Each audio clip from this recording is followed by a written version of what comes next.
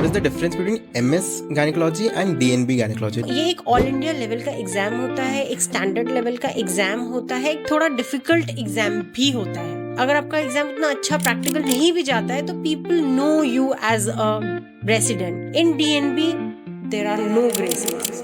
There are some branches जो end branches होती हैं and there are some की जो of course आगे सब स्पेशलिटीज़ की ऑफरिंग्स रखती हैं। After gynaecology what are those options जो ओपन हैं आपके लिए? May B 3 decades 4 decades before तो ऑब्स गायनी एक एंड ब्रांच होती थी, उसका कोई एज सच सुपर स्पेशलाइजेशन नहीं था। रोबोटिक्स अब नया आ गया है, जैसे मैंने पहले भी बताया था कि वो गायनी ऑन्को में उसका ज्यादा रोल है, but they are dedicated people doing that only.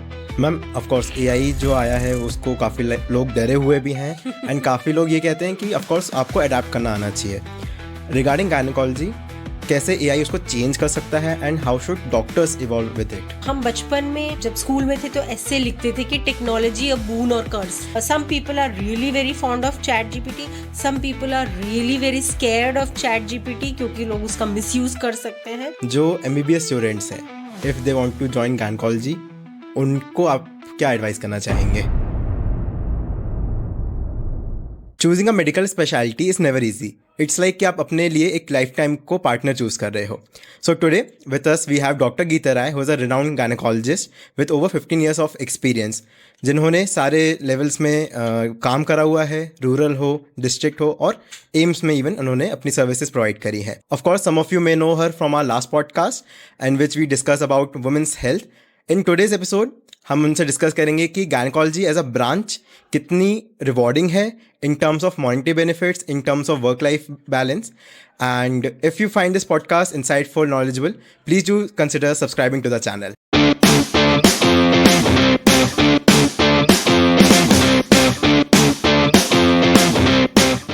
Doctor Geeta, welcome back to the unfiltered podcast end of course ये हमारा सेकंड एपिसोड है आपके साथ। फर्स्ट वाला काफ़ी नॉलेजेबल था एज अ हेल्थ कंसर्न से रिलेटेड। ये वाला जो हमारा एपिसोड है it would be related to gynaecology as a branch की, जो ऑफ कोर्स नए जो MBBS स्टूडेंट्स हैं वो अगर परस्यू करना चाह रहे हैं गायनेकोलॉजी तो उनकी हम जो है हेल्प कर पाएँ, वो कैसे चूज़ कर सकते हैं, क्या क्या चैलेंजेस होते हैं, उन सबसे रिलेटेड रहेगा। सो स्टार्टिंग विथ यू कि आपने गायनेकोलॉजी क्यों चूज़ करी एंड क्या आपकी इंस्पिरेशन क्या थी, आपका लाइक जो भी आप बोलना चाहें। So gynaecology was not my first choice, लेकिन जब मैंने गायनेकोलॉजी ली तो कोई बहुत ज़्यादा सोच के या कैलकुलेट करके नहीं ली थी। लेकिन अब spending more than 1.5 decade in the branch, मुझे ये रियलाइज़ हुआ है कि जैसे सारे मतलब खाने सबके लिए नहीं होते, किसी को इटालियन पसंद है, किसी को साउथ इंडियन पसंद है, it is same with the specialisation in the medical field. तो हाँ, अगर आप थोड़ा सा पहले से पता करके फील्ड चूज करते हो तो शायद वो बेटर होता है। लाइक अगर मैं अपनी फील्ड की बात करूं तो ऑब्स्टेट्रिक्स एंड गायनेकोलॉजी एक बहुत ही डायनेमिक ब्रांच है। डायनेमिक से मेरे कहने का मतलब ये है कि सारे जो रूल्स हैं जो बुक्स में लिखे हैं वो सीधे के सीधे वैसे अप्लाई नहीं होते। हर पेशेंट अलग होता है, हर पेशेंट में लिया गया डिसीजन अलग तरीके से प्रेजेंट कर सकता है। मतलब इस पेशेंट में मैंने ये डिसीजन लिया, हो सकता है वो उसके लिए सही हो, वही डिसीजन दूसरे पेशेंट के लिए गलत भी हो सकता है, या गलत ना कह के हम ये कहें कि बहुत अच्छा ना निकले। तो इसलिए मैं कहूँगी कि एक डायनेमिक ब्रांच है जो इस ब्रांच का चैलेंज भी है और जो इस ब्रांच की USP या एक चार्म भी है कि it's not a boring branch, it's absolutely not a boring branch. मुझे स्पेशली ऑब्स्टेट्रिक्स की बात करें, यानी जो प्रेगनेंसी से रिलेटेड होता है, क्योंकि हर फीमेल अलग है, उसकी प्रेगनेंसी अलग है, उसका आउटकम अलग है, and at the same time you are dealing with 2 lives, mother and the child, and at the same time you are not dealing with patients. ये हमारी ब्रांच और बाकी सभी ब्रांचेस में ये मेजर डिफरेंस है। सर्जरी हो, मेडिसिन हो, कोई भी और ब्रांच हो, उनके पास पेशेंट्स आते हैं, उनकी कोई प्रॉब्लम होती है। हमारे पास एक नॉर्मल फीमेल आती है जिसको कोई प्रॉब्लम नहीं होती। एट टाइम्स हमारे पास जो हमारे रेजिडेंट्स हैं या जूनियर जो होते हैं वो पेपर में लिख के लाते हैं पेशेंट हैज़ नो कंप्लेंट्स। तो फिर हम पर्चा देख के बोलते हैं तो फिर पेशेंट आई क्यों है तो वो भी कंफ्यूज है और हम भी देख रहे हैं कि ये आई क्यों है। फिर पूछने में पता चलता है कि पेशेंट इज प्रेग्नेंट। तो वो उन्होंने भी नहीं पूछा, पेशेंट ने भी नहीं बताया, पर पेशेंट मान रही है कि आपको पता है कि वो प्रेग्नेंट है तो हमारी ब्रांच इतनी ही इंटरेस्टिंग है।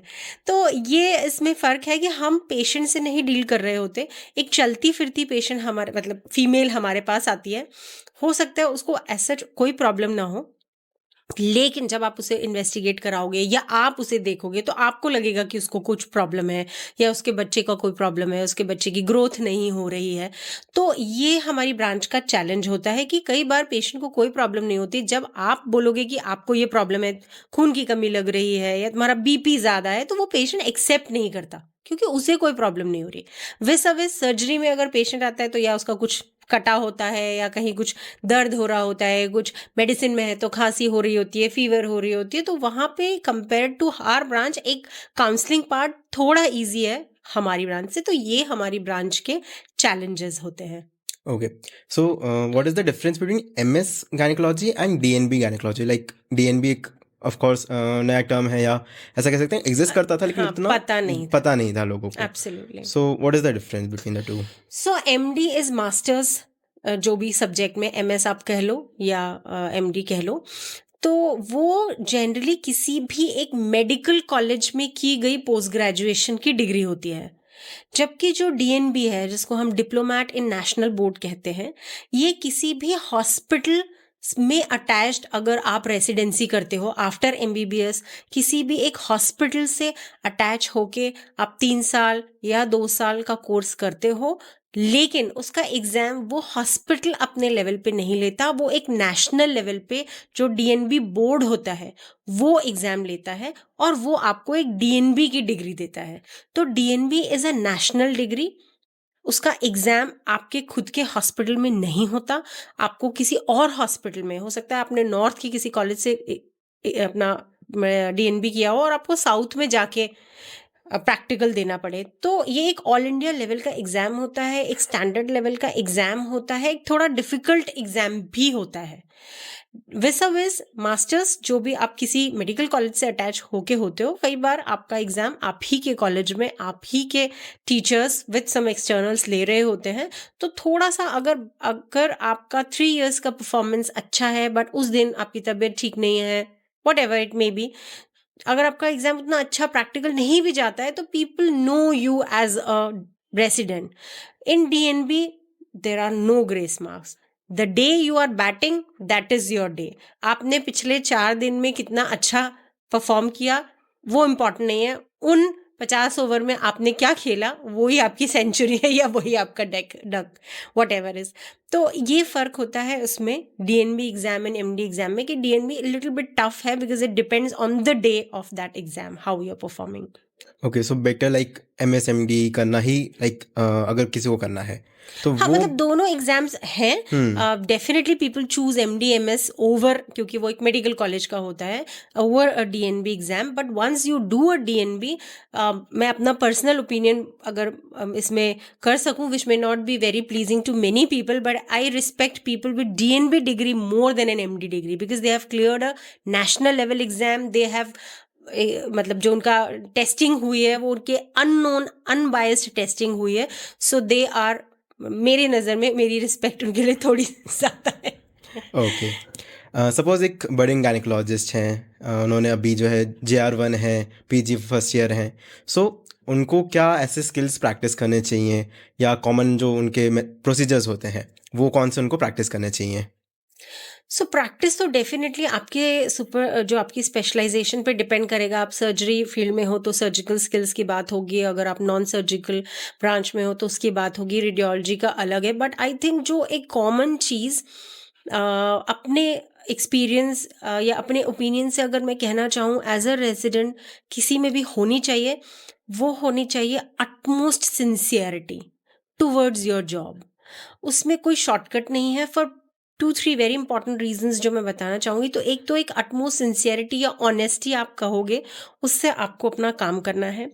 सेकेंड थिंग जो है, क्योंकि रेसिडेंसी बहुत सारी ब्रांचेस में फिजिकली बहुत डिमांडिंग होती है, एट टाइम्स 30-36 आवर्स तक आप मतलब बिना बैठे काम कर रहे होते हो, तो फिजिकली भी बहुत डिमांडिंग होती है, तो you have to of course take care of your physical as well as mental health जितना आप रख सकते हो। मतलब कहने का मतलब ये है कि डोंट लूज होप कि ये मुझसे नहीं हो पाएगा। Probably it's just a matter of 3 years। इतना फिजिकल वर्क जो आप 3 साल में ड्यूरिंग रेसिडेंसी करते हो, शायद ही कभी आपको और आगे करना पड़ेगा। So probably you are being prepared for the better. और तीसरी चीज है कि थोड़ा सा रेसिडेंसी में स्पेशली सीनियर जूनियर वाला होता जो Aspect trend is there. Aspect है, तो you have to respect. You may not be liking your senior and you are not suppose to और bound to like your senior. He और she is your senior because वो आपसे 1 साल 2 साल पहले आ गया है, उसको आपसे 1 साल 2 साल वाला एक्सपीरियंस ज्यादा है। सो इन अ बिजी रेसिडेंसी अगर आप बात करेंगे तो द जो टीचर्स होते हैं, they don't have that much of time to teach you everything. many things you are dependent on your seniors, so you have to respect them। नहीं तो उसका कुछ ना कुछ नुकसान आपको आपकी रेसिडेंसी में देखने को मिलेगा। सो ये 2-3 चीजें एज अ रेजिडेंट मैंने भी सीखी और मैं मतलब बताना भी चाहूंगी। अगर ऑनेस्टी और सिंसेरिटी की मैं बात करूंगी तो एक काम है जो रैंडमली असाइन हो जाता है। 2-3 पीजीज हैं, एक यूनिट होती है, उसमें 3 पीजीज होते हैं और आप सपोजिटली आपको 50 फाइल्स कंप्लीट करनी है। एक वेरी सिंपल एग्जाम्पल। तो अब 50 फाइल 3 लोग कंप्लीट कर रहे हैं, तो कोई 30 कर देगा, कोई 20 कर देगा, कोई 10 कर देगा, कोई थोड़ा कम उतना मतलब एंथुजियास्टिक होगा काम करने में। So whatever you are doing extra work, you are doing less work, you are doing whatever amount of work, you have to keep in mind ये वैसा ही है कि जितना मीठा डालोगे उतना मीठा होगा। जितना आप हार्ड वर्क डालोगे, चाहे एक सिंपल सी फाइल भरने का ही काम क्यों ना हो या बड़े से बड़ी सर्जरीज क्यों ना हो, जितनी सिंसियरिटी से आप सीखोगे उतना ही आप स्किल्ड पीजी के बाद निकलोगे। क्योंकि आपको ये 3 साल लास्ट चांस है जहां लोग आपको पढ़ाएंगे और सिखाएंगे। The rest of the life आप लोगों के पीछे भागोगे और आपको कोई नहीं सिखा रहा होगा। आप पैसे देना चाहोगे और आपको कोई नहीं सिखा रहा होगा। तो ये जो 3 साल हैं, ये आपका गोल्डन पीरियड होते हैं। बहुत टैक्सिंग होते हैं, फिजिकली भी, मेंटली भी। सो मेनी अदर सीनियर परेशान कर रहा है, what ever it may be. Believe me, आप ये 3 साल काट लो, आप कभी रिग्रेट नहीं करोगे। अगर आप ये भी सोचोगे कि अरे उसने तो 10 ही फाइल भरी थी, मैंने 40 फाइल भरी थी, मैंने देखो इतनी मेहनत की है। जितनी भी आप मेहनत करोगे, एक एक मेहनत आपको आगे की लाइफ में जरूर उसका फल देगी। So don't run away from hard work. And जैसे मैंने कहा, 2-3 चीजें वो आपको जरूर ध्यान रखनी है। Ma'am, how can like PGs कैसे लाइक आपको परेशान करते हैं, एंड ऑफ कोर्स आपको उनको फेवर में लेना आना चाहिए, वो कैसे कर सकते हैं? लाइक एज अ टीचर मुझे कैसे हाँ, अपने आप पीजीज अगर को, राइट। सो देखो, वही जैसे मैंने बताया, एज अ कलीग ऑल्सो मैंने देखा, एज अ पीजी कि कोई बहुत सिंसियर होता है। And this is what I have learned over the period of time. Everybody is working और doing whatever they are doing because of their own conscience. वो अपने आत्मा की सच्चाई के हिसाब से काम करेगा। कोई किसी की आत्मा को बदल नहीं सकता, जगा नहीं सकता, थोड़ा बहुत चर्न कर सकते हैं। तो जो सिंसियर है वो सिंसियर रहता है। जो बहुत he lost case of non sincerity है, बहुत हद तक आप बहुत ज्यादा चेंज नहीं कर सकते। थोड़े बहुत जो बीच के लोग होते हैं, जो कभी इधर और कभी उधर हो रहे होते हैं, सिंसियरिटी से काम करना चाहते हैं पर कर नहीं पाते हैं, आप उन्हीं को थोड़ा इधर उधर हिला सकते हो। तो जैसे मैंने कहा, as a teacher, as a professor, सब टाइप के लोगों के साथ मैंने काम किया। बहुत हद तक एज अ टीचर मेरा अप्रोच यही रहता है कि मैं उन्हें ये दिखाऊं कि इसके बियॉन्ड लाइफ में ये जो आज हो रहा है। क्योंकि सब चीज का सवाल यही है कि अरे ये करके क्या होगा, फाइल भर के क्या होगा, या 1-2 सिजेरियन नहीं भी की तो क्या हो जाएगा। मैं अपनी फील्ड की अगर ब्रांच करूँ, या 1-2 नाइट ड्यूटी नहीं की तो क्या हो जाएगा। यू नेवर नो, उस नाइट ड्यूटी में ही आपका लाइफ चेंजिंग केस होने वाला था। आप कुछ ऐसा करने वाले थे जिससे आप शायद और मोटिवेट होते फील्ड को लेके। तो every duty, night duty, every case, every teaching is important. अब एज अ पीजी या एज अ टीचर मैं जो उनको मोटिवेट करती हूँ, मैं यही मोटिवेट करती हूँ कि ये जो भी हो रहा है, believe me, 5 years down the line, 10 years down the line, you will remember कि हमने ये किया था तो देखो ऐसा हुआ, उस समय हमने ये सीखा, इस दिन ऐसा सीखा, उस केस से हमने ऐसा सीखा. So don't run away, you never know what is happening tonight. So it is very important to be sincere, be present, be aware in each and every moment of your life. Definitely पूरी life की हम बात करते हैं, लेकिन specially in residency, क्योंकि वो बहुत ही गोल्डन पीरियड होते हैं to learn as well as to teach. आप सीनियर से सीख रहे होते हो और जूनियर को सिखा भी रहे होते हो, एंड साइमल्टेनियसली. ऐसे मोमेंट्स लाइफ में बहुत ही कम आ रहे होते हैं. या तो आप टीचर बन जाते हो तो आप ज़्यादातर सिखा रहे होते हो, या आप स्टूडेंट होते हो MBBS के, आप सीख ही रहे होते हो. वो 3 साल एक बहुत ही क्रिटिकल पीरियड है जहाँ फ्लो दोनों तरफ से हो रहा होता है. सो वो इम्पॉर्टेंट है कि आप उस टाइम पे थोड़ा एक्स्ट्रा एफर्ट डालो to learn, to understand and मतलब to decide maybe. Okay. So there are some branches जो एंड ब्रांचेस होती हैं, एंड देयर आर सम की जो ऑफ कोर्स आगे सब स्पेशलिटीज़ की ऑफरिंग्स रखती हैं. So I guess gynaecology is one of those की जो आप और आगे सब स्पेशलिटी कर सकते हैं, उसमें सुपर स्पेशलाइजेशन कर सकते हैं.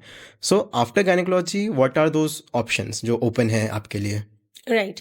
सो काफ़ी हद तक may be 3 decades 4 decades before तो ऑब्स गायनी एक एंड ब्रांच होती थी, उसका कोई एज सच सुपर स्पेशलाइजेशन नहीं था.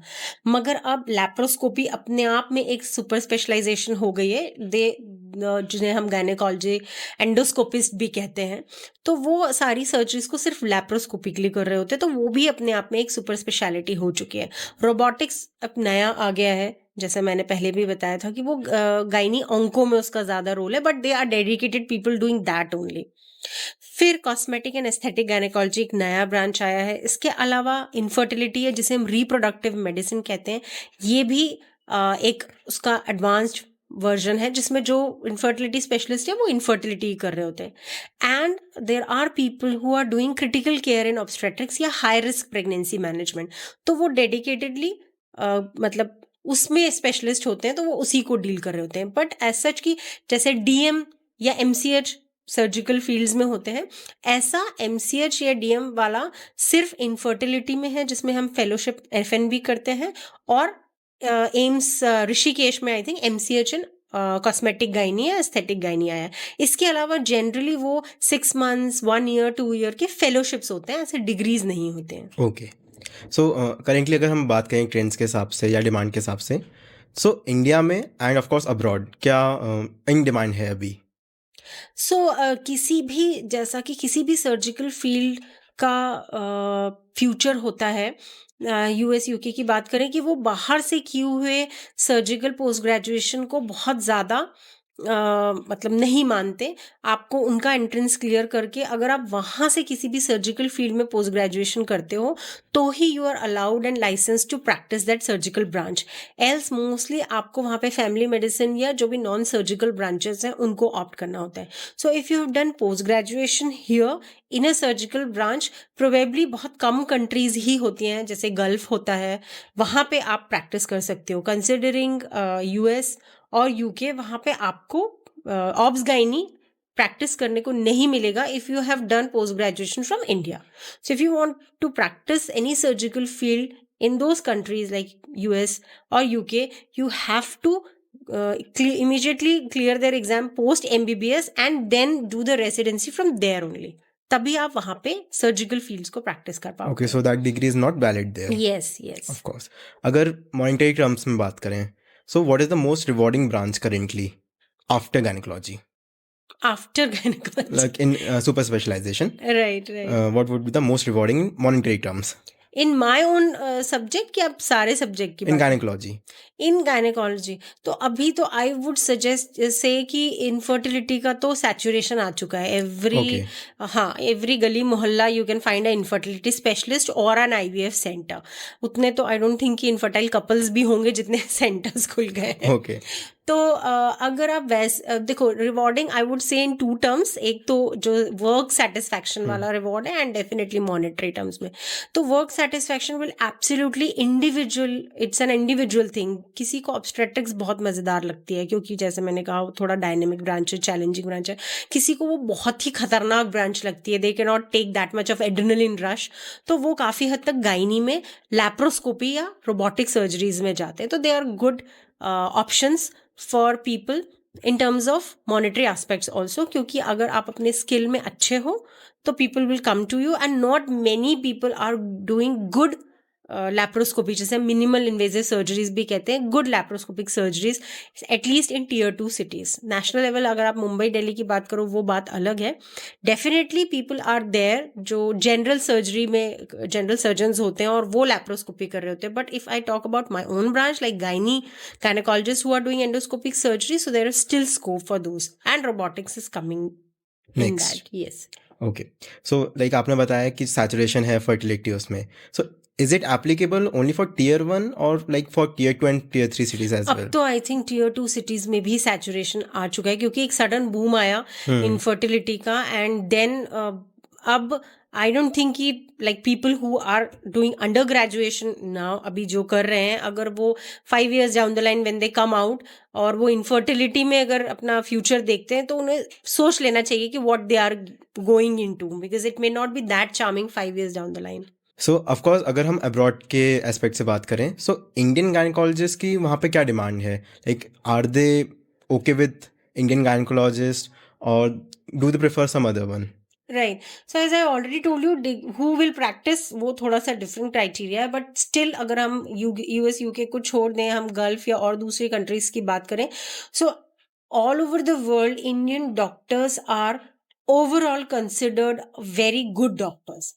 और उसका बहुत मुश्किल आंसर भी नहीं है, because we are more than 150 crores, and the NEET PG or NEET UG for that matter is one of the toughest exams and one of the highest appeared, जो number of candidates appearing any exam है वो highest हो चुका recently है। Last Yes. 25 lakhs Yes, people 25 appear हुए थे। students appeared in the exam। तो इतने कॉम्पिटिटिवनेस के बाद अगर आप सोचो कि कोई प्रोडक्ट निकलेगा तो डेफिनेटली वो बहुत ही अच्छा ही प्रोडक्ट निकलेगा। तो इस नज़रिए से हमारे यहाँ के जो भी डॉक्टर्स हैं, be it gynaecology everything, so they are very much ahead of the people anywhere in the world. और अगर जो उनको प्रैक्टिस करने को मिलता है लाइक गल्फ एंड एवरीवेयर, जहाँ आप सिर्फ एक एंट्रेंस एग्जाम क्लियर करके, आप चाहे इंडिया से ही पोस्ट ग्रेजुएशन करके आए हो, you are allowed to practise, they are quite paid very well.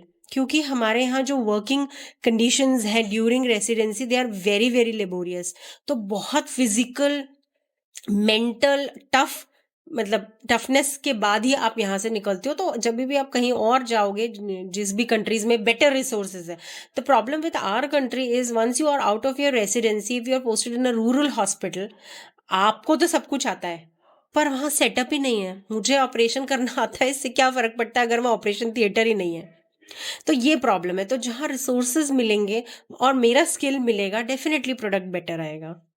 Okay, so ma'am gynaecology में from the aspect of jobs अगर हम बात करें, गवर्नमेंट में, प्राइवेट में, प्लस अगर हम खुद का क्लिनिक सेटअप करते हैं, सो इनमें क्या अपॉर्चुनिटीज़ हो सकती हैं? से अपॉर्चुनिटीज तो हर ही जगह है। ऑफ कोर्स गवर्नमेंट सेटअप में तो हमेशा नेगेटिव में ही चल रहा होता है, means they always they are in need of doctor, specially in my branch, क्योंकि ऑब्स्टेट्रिक्स की तो हर जगह ज़रूरत है। बच्चे हर जगह पैदा हो रहे हैं, चाहे गांव हो चाहे शहर हो, तो वो डिमांड हमेशा हर जगह ही रहती है। बस बात जहाँ, जैसे मैंने अभी बोला कि बात है वर्क सेटिस्फैक्शन की। मुझे सर्जरी करनी आती है, इससे क्या फ़र्क पड़ता है अगर उस गांव में, उस हॉस्पिटल में जहाँ मुझे पोस्ट किया गया है, वहाँ रिसोर्सेज ही ना हो। हॉस्पिटल है मगर ओटी नहीं है, ओटी है मगर एनेस्थेटिस्ट नहीं है, सब कुछ है, ब्लड बैंक नहीं है। तो ये सब चीज़ें लिमिट कर देंगी मेरे वर्क सेटिस्फैक्शन को। तो ये प्रॉब्लम है अगर आप वर्क सेटिस्फैक्शन की बात करते हैं। अगर आप मॉनेटरी टर्म्स की बात करते हैं तो डेफिनेटली गवर्नमेंट सेटअप में अपने कैपिंग है कि वो कितना पे करते हैं। फिर पैसे आप अपने जैसे किसी भी और जगह होता है कि जब आप खुद का काम करते हैं तो आप बेटर करते हैं, चाहे आप वर्क सेटिस्फेक्शन की बात करें या चाहे आप मॉनेटरी टर्म्स की बात करें, क्योंकि जितनी मेहनत आप करेंगे आप उतना कमाएंगे। तो ये हमारी भी ब्रांच में अप्लाई होता है। तो अगर आप अपना सेटअप डालते हैं, चाहे क्लिनिक हो चाहे हॉस्पिटल हो, यू आर बेटर सेटिस्फाइड, लेकिन डेफिनेटली रिस्क भी आपका ही है, क्योंकि you have to earn that much to sustain that setup.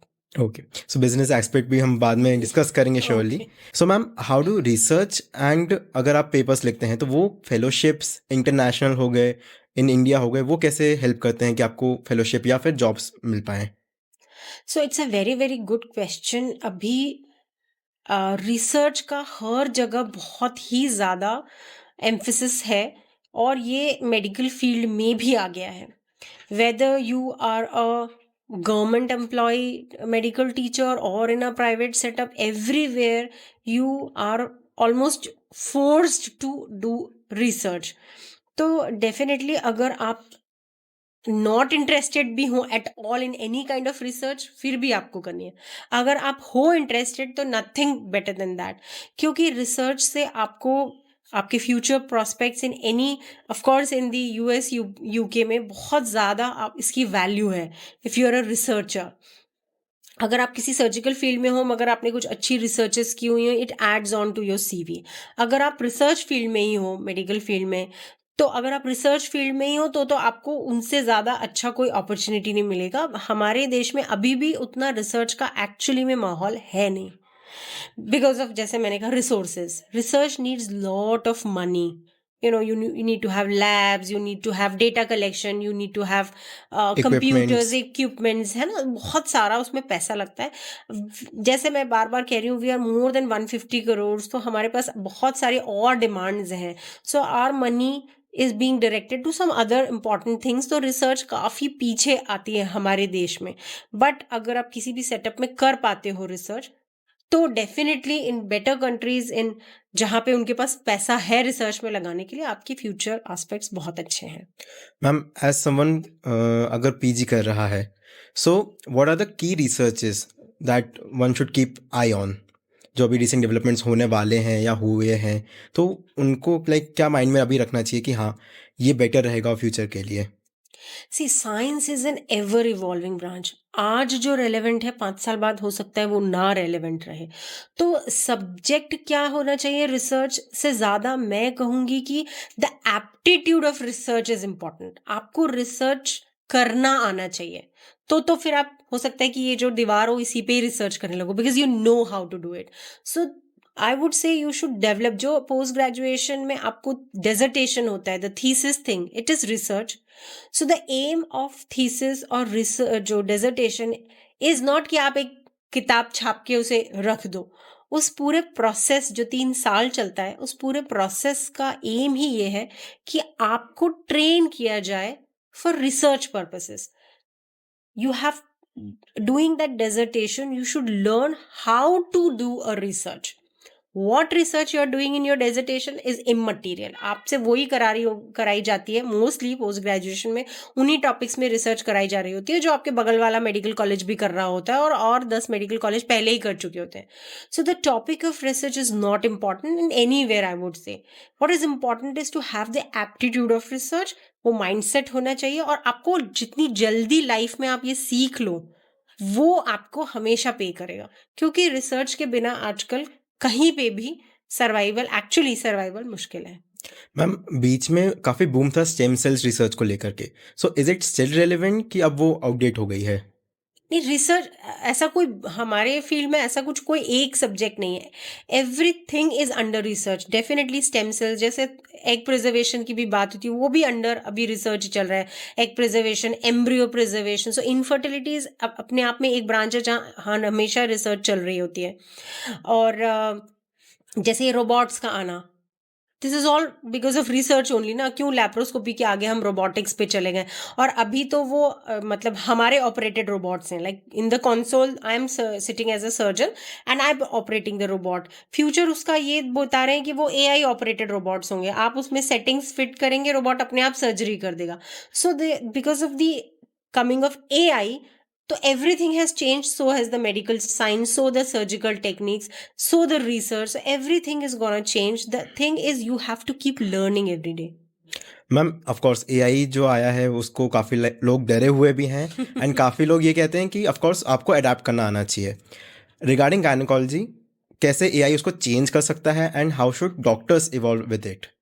नहीं, आई टोटली अग्री, लेकिन जैसे मतलब अगर मैं बोलूँ कि जब टीवी आया था तभी भी लोग बहुत डरे हुए थे कि टीवी टीवी नहीं, टीबी है मतलब वो एक बीमारी ओके। है। साइमल्टेनियसली जब कंप्यूटर्स आए तो भी लोग डर गए कि अब ये कंप्यूटर से क्या हो जाएगा, ये क्या कर देगा। जब एंड नॉर्मल फोन्स थे, फिर एंड्रॉयड फोन्स आए, तो फिर अगेन वही कि सब इसका मिसयूज करेंगे ये टेक्नोलॉजी। सो हम बचपन में जब स्कूल में थे तो ऐसे लिखते थे कि टेक्नोलॉजी अ बून और कर्स। दैट्स स्टिल अभी भी वही चलता वही है। चलता है। सो इट इज मतलब वो बचपन में तो हमने क्या लिखा मुझे याद नहीं, लेकिन वो टॉपिक अभी भी रेलेवेंट है। सो एवरी टेक्नोलॉजी और everything has its own advantages and disadvantages.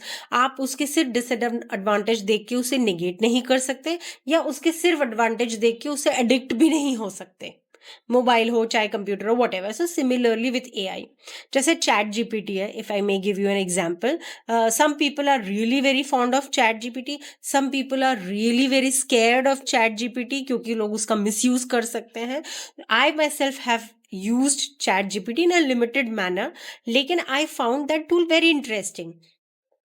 आप उसको कैसे भी मॉडिफाई कर सकते हो, आप उसको क्या कमांड देते हो उसके हिसाब से वो आपको आंसर देता है। So if you are giving a good command, right command, वो आपको सही आंसर देगा। आप उसको सही कमांड नहीं दे पाओगे, आपको आंसर नहीं आएगा। So similarly if I talk about AI, जैसे रोबोट्स का आना है, अभी मैंने जैसे बताया कि फ्यूचर में यही होगा कि रोबोट्स में डॉक्टर को भी कंसोल में बैठने की जरूरत नहीं है। Everything is feeded, patient in, robot in, everything happy, everyone is happy. तो ये फ्यूचर, बट फ्यूचर इज, जैसे कहा, science is an every day evolving branch ना। हम नहीं कह सकते कि 10 साल बाद ये रोबोट काम के रहेंगे कि नहीं रहेंगे, may be something better will come. तो हमें क्या आएगा इसके बारे में ज्यादा स्ट्रेसफुल भी नहीं होना है कि आज मैं ये कर रही हूँ, पता नहीं 5 साल बाद रेलेवेंट रहेगा कि नहीं रहेगा। Whatever is coming, try to understand and learn thing. If the things change, probably we will also have to change our gears। AI का क्या रोल होगा डायग्नोसिस करने में, एंड इफ अगर रोबोट्स रिलेवेंट हो जाता है in future for surgeries, so doctors का क्या रोल हो जाएगा? हाँ, ये भी हमारे फील्ड में बहुत डिबेट का टॉपिक रहता था कि फिर डॉक्टर्स की कोई ज़रूरत नहीं होगी क्योंकि वो सिम्टम्स फिल कर देंगे और डायग्नोसिस बना डायग्नोसिस देंगे, बन जाएगा, वो ट्रीटमेंट रेडियोलॉजी भी पूरा दे वो देगा। हाँ, कर देंगे। But I am a very very optimistic person. So मैं अभी तक ये सोच के करती हूँ कि शायद बच्चा तो अभी माँ ही पैदा करेगी, अभी रोबोट पैदा नहीं करेगा। तो अभी मेरी ब्रांच में टाइम है। And the second thing, on a serious note, see, every patient is a मतलब डिफरेंट कॉम्बिनेशन ऑफ थिंग्स। तो जब तक हम ऐसा ही ना कर दें कि स्कैन ही होने लगे पेशेंट और उसका पूरा ऊपर से लेके स्कैन होके डेटा निकल आया और रोबोट उसको असेंबल करके डायग्नोसिस बना के ट्रीटमेंट दे दे, अगर आप फीड करके टेस्ट सम कंप्लेंट्स, तो it may be variable. Like खांसी सुबह हो रही है कि शाम को हो रही है, खांसी 1 महीने से हो रही है कि 6 महीने से। So there are so many variables attach to a single complain कि वो एक रोबोट के लिए कितना आसान है कितना मुश्किल है मैं भी नहीं समझ सकती हूँ। बट आई डोंट थिंक ये बहुत नियर फ्यूचर में ऐसा हो जाएगा कि डॉक्टर रिप्लेस हो जाएगा। डेफिनेटली काफ़ी हद तक चीज़ें क्या कहना चाहिए उसको, मतलब रिसोर्सेज कम हो जाएंगे कि जो अब रेजिडेंट्स काम कर रहे हैं कि 10 रेजिडेंट मिलके एक काम करें, शायद रोबोट के आने के बाद वो 2 रेजिडेंट मिलके काम कर रहे होंगे। But we humans are very intelligent species ना, हम कुछ और उसके आगे ढूंढ लेंगे। जैसे मार्स ढूंढ लिया, मार्स के आगे अब शायद कोई और आगे का प्लैनेट ढूंढ लेंगे। तो हम शायद फिर हम अपनी मेडिकल फील्ड में कुछ और ढूंढ लेंगे। ओके, सो अगर हम वापस से प्रेजेंट पे आते हैं अब, enough about the future. Present में जो गायनेकोलॉजी ब्रांच, ऑफ कोर्स बहुत लोग कहते हैं कि काफ़ी स्ट्रेसफुल है, काफ़ी हेक्टिक होती है, 24 आवर्स आप अपने ड्यूटी पर ही होते हो। सो ट्रुथ क्या है, मिथ क्या है, एंड ऑफ कोर्स क्या आप ईज आउट होना चाहिए इसमें? सो मिथ तो बहुत सारे हैं, बट ट्रूथ ये है कि you should have passion for the work. वो किसी पे भी अप्लाई होता है, जो भी आप काम कर रहे हो, आप इंजीनियर हो टेलर हो, व्हाटएवर। तो अगर आप अपने काम को लेके पैशनेट हो तो कोई भी चीज़ बहुत मुश्किल नहीं होती। तो first and the foremost thing जो हमारी ब्रांच के लिए भी रिक्वायरमेंट है, पैशनेट है। डेफिनेटली एक फिजिकली डिमांडिंग ब्रांच है, क्योंकि अ, जैसे मैं एग्जांपल दूं कि खांसी वाला मरीज आया, अगर वो आधे घंटे बैठ भी जाएगा तो बहुत ज़्यादा कोई फर्क नहीं पड़ेगा। लेकिन अगर कोई पेशेंट लेबर में आई है और उसका बच्चा पैदा होने वाला है, वो आधे घंटे नहीं बैठ पाएगी। So it's like that, in that sense वो डिमांडिंग ब्रांच है कि जब पेशेंट को प्रॉब्लम हो रही है आपको तब अवेलेबल रहना है।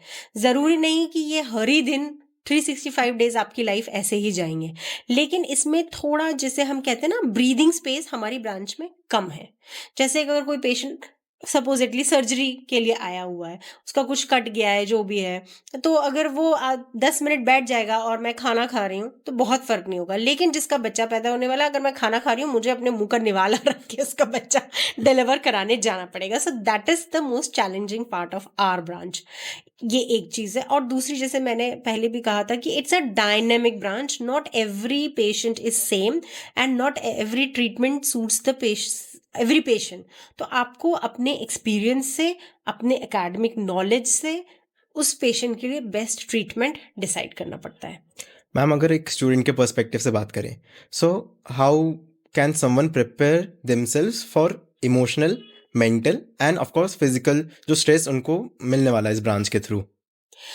किसी भी आजकल की जो हमारी लाइफ हो गई है, किसी भी फील्ड में आप रहो, मैं तो मेडिकल फील्ड छोड़, मतलब अपने जो कलीग्स हैं जो इंजीनियरिंग फील्ड में हैं, वर्क फ्रॉम होम कर रहे हैं, मुझे तो लगता है उनकी ब्रांच ज़्यादा स्ट्रेसफुल है, बिलीव मी। बिकॉज 8 to 8 का जॉब है, कंप्लीटली सिटिंग जॉब है, and there is no holiday. आप घर पे हो तो आपको काम करना है, आप ड्यूटी पे हो तो आपको काम करना है। मैं तो फिर भी सोचती हूँ कि अगर मैं छुट्टी पे हूँ तो मैं तो सर्जरी नहीं कर सकती घर पे, तो मेरी छुट्टी इज अ कंप्लीट छुट्टी। But if you are in a work from home mode, आप कहीं पे हो, आप तो वैसे भी वर्क फ्रॉम होम कर रहे थे, आप 24, मतलब 365 डेज 8 to 8 आपको करना है। तो I find their job more challenging rather than me. So the point I want to emphasise is कि मेंटल एंड फिजिकल स्ट्रेंथ तो आजकल हर एस्पेक्ट ऑफ प्रोफेशन में चाहिए, चाहे आप किसी भी प्रोफेशन में हो। तो मेडिकल फील्ड में भी ऐसा ही है कि you have to take care of your mental health. Secondly, जो ट्रेड्स की बात अगर मैं करूं कि एज अ डॉक्टर आपको क्या डेवलप करने चाहिए, I think patience is very very important. आप मतलब इम्पेशेंट होके कुछ भी अच्छा नहीं कर पाओगे, किसी भी पेशेंट के लिए बुरा ही करोगे। Being a impatient surgeon, being a impatient doctor, मैं एग्जांपल दूं कि आपने कुछ दवाई लिखी, आपने पेशेंट को 5 डेज का कोर्स लिखा, पेशेंट ने 2 दिन बाद ही बोला कि मुझे इससे आराम नहीं मिला, आपने ट्रीटमेंट चेंज कर दिया, even knowing that probably it will take 5 days.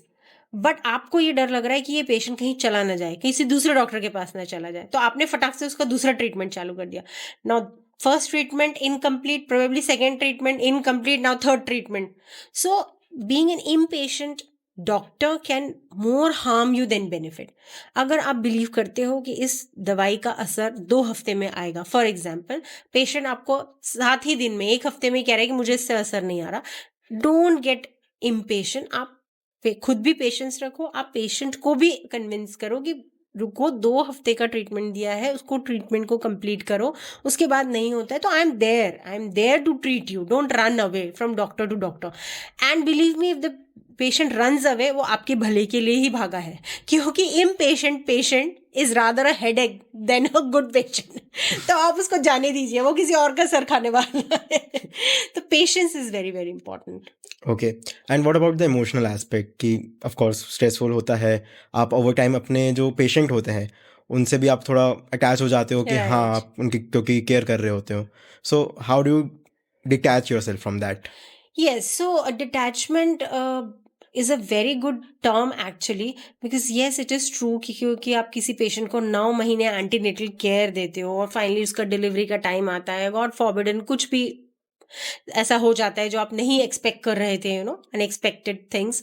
So you have to have your own strength emotionally, you have to have your own strength and you have to give strength to the patient also, कि ये समझना बहुत ज़रूरी है कि मैं भगवान नहीं हूँ, मुझे भी ये समझना ज़रूरी है और पेशेंट को भी ये समझना ज़रूरी है कि मैं भगवान नहीं हूँ।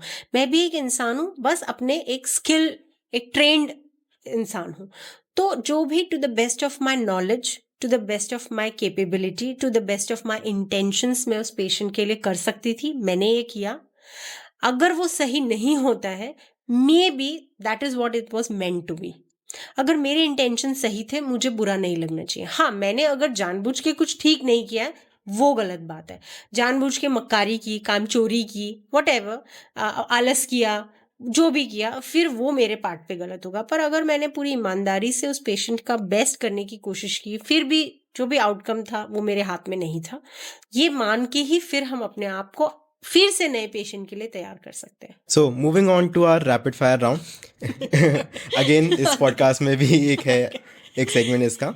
सो इफ नॉट गायनेकोलॉजी, आपकी सेकंड प्रेफर्ड ब्रांच क्या थी? प्रोबेबली डर्मेटोलॉजी, क्योंकि इनिशियली मुझे लगता था कि मैं बहुत भागना नहीं चाहती हूँ लाइफ में, मतलब I want to be like a chilling doctor. But spending 1.5 more than 1.5 decade in the field, now I feel probably जितना मुझे एड्रेनलिन रश ऑब्स्टेट्रिक्स करके मिलता है, शायद वो कोई और ब्रांच नहीं दे पाती। So now I feel quite happy about my branch. 3 things you knew before joining gynecology. That it's very very demanding. And मैं जब स्टूडेंट थी तो मैं हमेशा जो ऑब्सगाइनी के पीजीज थे उन्हें बहुत इरिटेटेड और चिल्लाते हुए ही पाती थी। सो आई वांटेड कि मैं ऐसा ना करूं। So that is I wanted to do. And third thing is, as a doctor, as a patient, जब मैं डॉक्टर से मिलती थी तो I found some doctors not so polite. तो I wanted to make sure कि मैं एक अच्छी मतलब नॉन रूड पोलाइट डॉक्टर बनूं। ये चीज है। ओके, सो थर्ड वन है कि your go to stress buster after a long shift.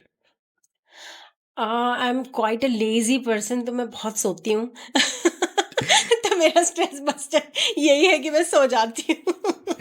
And the most memorable case आपका जो रहा है अभी तक?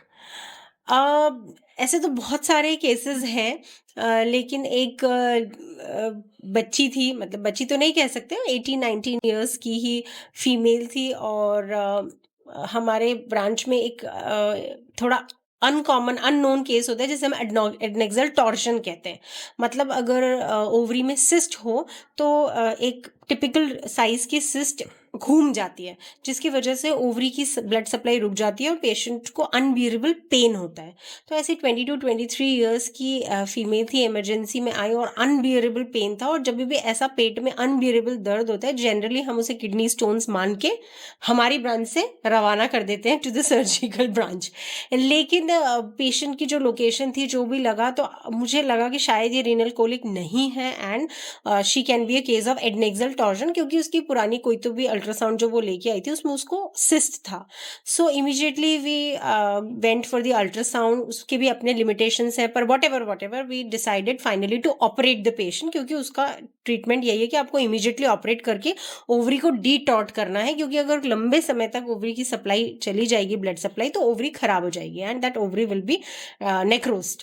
तो हमारे लिए चैलेंज था, वन, एक 22-23 साल की लड़की का ऑपरेशन करना। सेकेंड, उसका डायग्नोसिस हमको इंट्रा ही पता चलेगा, तो we are not 100% sure before opening the patient कि हम सही डायग्नोसिस बना रहे हैं। And third, even after operating the patient we are not 100% sure कि हम ओवरी बचा ही लेंगे, जो इस ऑपरेशन का पूरा मकसद है। तो ये बहुत सारे चैलेंजेस के बाद भी we finally decided to operate the patient and thankfully the diagnosis was right. She was a case of adnexal torsion. So we डिटॉटेड द ओवरी और जो भी उसके लिए करते हैं सिस्ट वगैरह रिमूवल, वो हमने किया। अब सारा सवाल था कि क्या ये ओवरी वापस, क्योंकि द ओवरी वाज ब्लैक, तो it was on the verge of necrosis. So सारा सवाल ये था कि क्या ये ओवरी वापस बचेगी कि नहीं बचेगी। So we left the ovary and उसका फॉलोअप फिर 4 to 6 वीक्स बाद आपको लेना होता है and you see the Doppler studies की ओवरी की सप्लाई ठीक है कि नहीं, ओवरी ठीक है नहीं। तो when the patient came for the follow-up, the ovary was absolutely normal, so we could save the ovary of the patient. तो ये एक अच्छा सेटिस्फाइंग केस था। Okay, so one last question and हम इस एपिसोड को एंड करेंगे। जो MBBS स्टूडेंट्स हैं, if they want to join gynaecology, उनको आप क्या एडवाइस करना चाहेंगे? that yes, be prepared that it is quite physically and mentally challenging branch, not only during your study period but probably till the end of your life, कि आप कभी भी कुर्सी पे बैठ के आराम से सो सको ऐसी ब्रांच नहीं है. So if you are in that notion कि आप आराम से कुर्सी में बैठ के पूरा जीवन काट सकते हो, so it's not. And secondly, ये भी बहुत ज़्यादा मिसकंसेप्शन है कि ऑब्स्टेट्रिशियंस थैले भर भर के कैश नोट घर लेके जाते हैं रोज रात में. So it is not like that. So be prepared and be aware and then only choose this branch. Oh, thank you so much, ma'am. Thank इतना you so insightful much. episode के लिए. And Thank you. thank you so much. Thank you.